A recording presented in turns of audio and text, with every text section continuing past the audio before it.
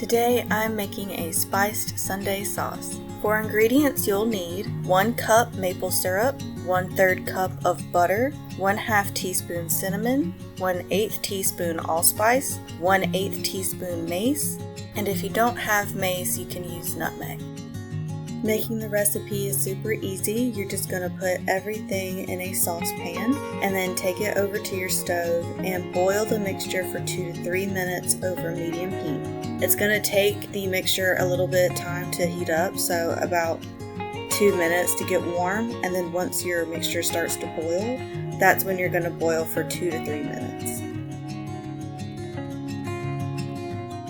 Once you've done that, you're going to pour your mixture in a heat-safe bowl, and I use a electric hand mixer. Just put the hand mixer in and turn it on, and you're going to beat the mixture on high. This helps to make sure everything is mixed together, but it also helps to cool down the mixture so that it's not so hot.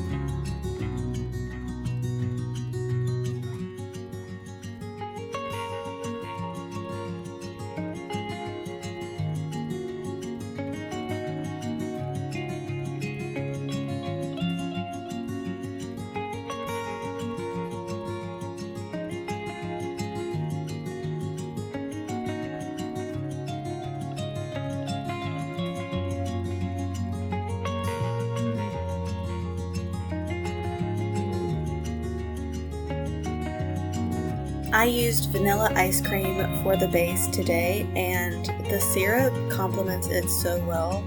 It's not so overpowering with the spices that you can't taste anything else.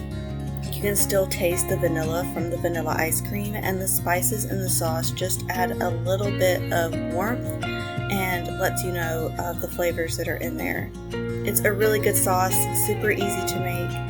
And also stick around for next few videos. I'm going to be highlighting some recipes that are great for cookouts.